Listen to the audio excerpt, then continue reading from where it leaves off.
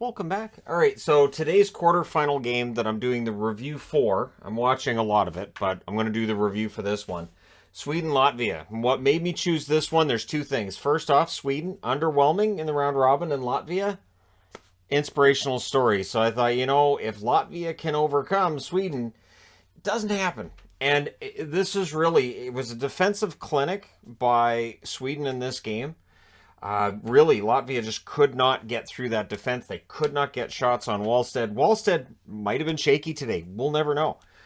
He does not face very many shots once the first period's over. There really wasn't a whole lot for me to take notes on through large portions of this game. So it's Breveris versus Wallstead.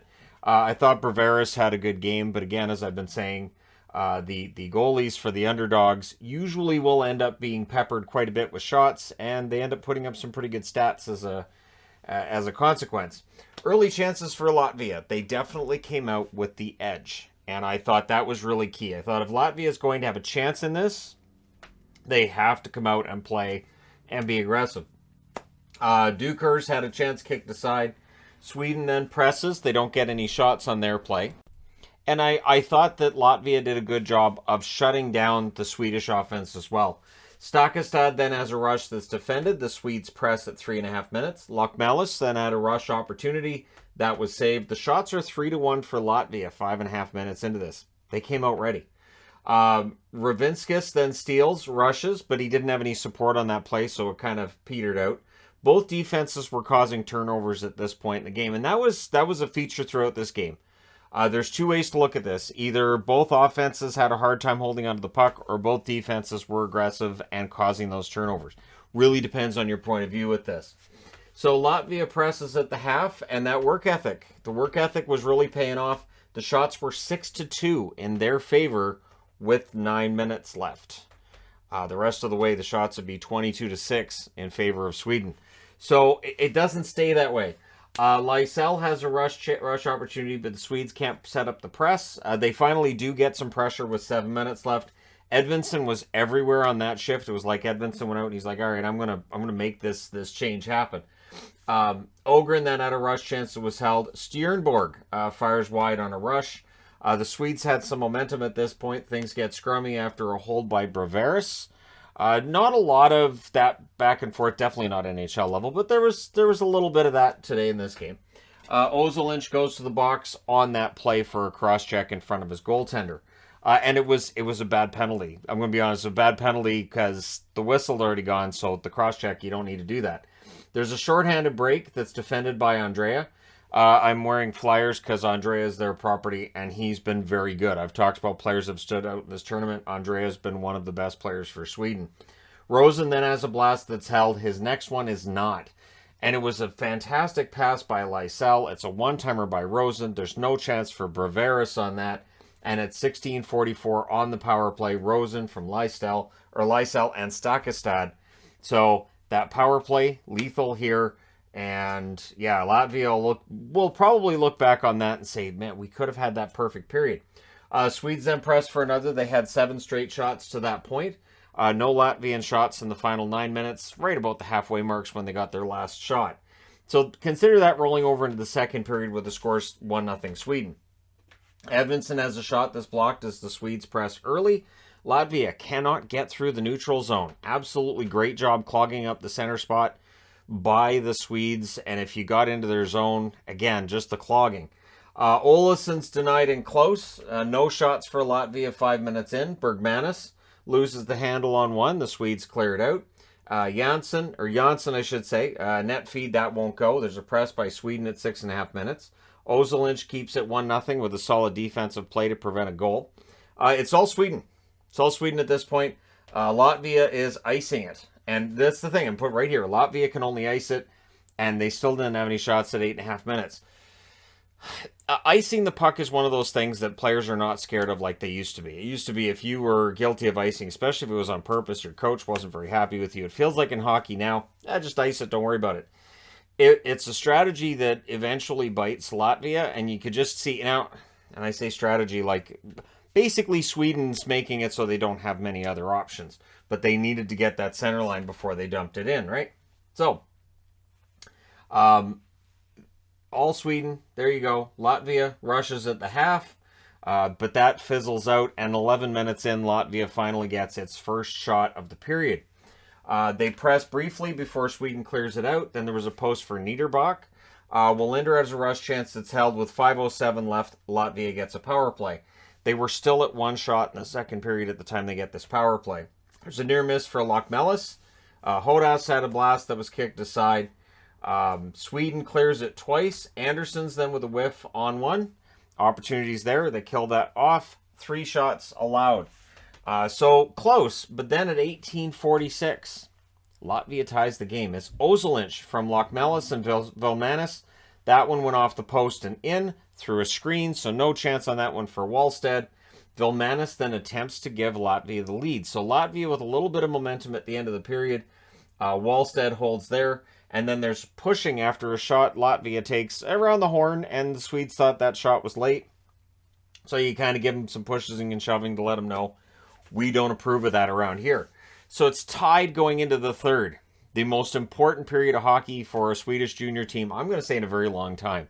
If Sweden had lost this one to Latvia, I don't know what jersey I'd be wearing because I don't have a Latvian jersey. But, I mean, what would that do, right? A rough round robin and then being out against Latvia, that would have been huge for Sweden. So, and not to mention what that would have done for Latvian hockey as well. Not that this tournament has been anything but a resounding success for Latvia. So third period, early back and forth, pretty good. Latvia shot blocking, as we realize how important a 20 minutes this is for both countries. At 1:29, Sweden gets its second power play, and they immediately tag it as a 5 for a hit to the head. The primary point of contact is a hit to the head. I don't know if it would have been 5 in the National Hockey League, but remember, IIHF, your standard comes down. They are far less forgiving with head hits, far less forgiving with boarding, far less forgiving with a lot of things. And in this case, there was head contact, and they upheld the 5. So, Lavins was out of the game, and his teammates comforted him as he's leaving the ice. You could tell he was just beside himself because he felt like, I just hosed us completely out of this tournament. And I would understand why he would feel that way, because this is Sweden, who've had a really good power play. They were 1 for 1 to this point, and now they've got 5 minutes. So, Lysell has a shot that's held. That's the only shot in the first 3 minutes of the power play. There's a near miss then for Lysell. Olsson has a shot that's held. Stakastad fans on one, and then the Swedes go offside when they try to come back into the zone. Latvia kills it off. They allowed 3 shots. They killed it off. And I thought, if they can get some momentum out of this, the problem was they are not getting shots. They just can't get through. And so while Latvia is playing this really good, smart defensive game, and they're doing the best they can to overcome this Swedish team that is more talented than they are, they just can't get the shots they need. Latvia also icing the puck a lot. They just kept icing the puck because, again, they're not able to get through the neutral zone. They're not getting shots on net. The puck misses the net. It's obviously going to be an icing. And then on one of these icings, Sweden makes them pay. And that's Andrea, again, pointing at the Flyers hat, from Wallinder and the Youngman at 9:49. So, huge goal, makes it 2-1, a win right off of a face-off, right after an icing. And you got to watch those icings over and over and over, because eventually there's going to be a set play off a face-off, and here we are. Andrea drags it to the middle of the ice, fires it home. Latvia tries to answer, but they can't set up. They cannot establish zone time.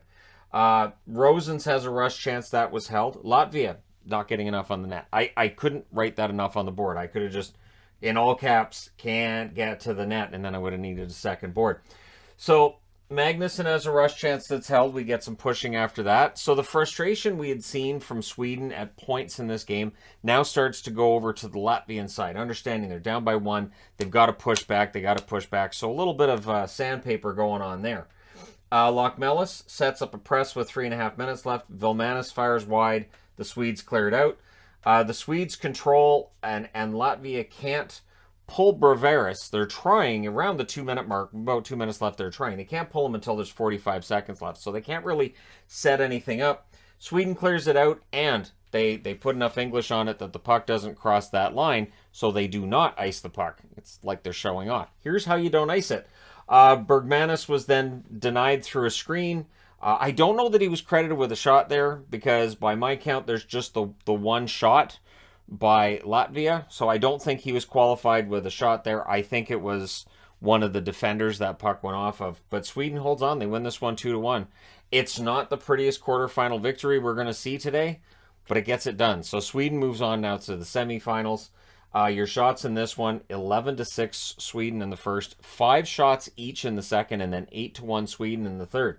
Sweden did not run away with this. They outshoot them 24-12. They only get 24 shots against Latvia, which is a great statement for how well Latvia plays defensively, and it's also a statement for things that Sweden needs to improve before they play against either the States or Canada in all likelihood, unless there's an upset there, and then that might throw off who they're going to play against. Your players of the game, Dan's Luckmelis for Latvia had a very good game. He's on the board a few times. And for Sweden, they gave it to Victor Stierenborg, who had a good, hard-working game. Nice to see that there. I probably would have gone with Andrea, but that's me. Let me know your thoughts in the comment section below as always. As Swedish fans, if you're watching this right now, do you feel like you're relieved a little bit, or are you concerned still that Sweden really hasn't hit their stride? We're going into the semis, so absolutely all they need to do is have 2 really good games, and they win gold. It just sounds so easy that way, doesn't it? Let me know your thoughts in the comment section below. As always, don't forget to hit like and subscribe if you're browsing your way through, you just happened upon this video. Thank you guys so much for watching, for all your support. I will talk to you again soon.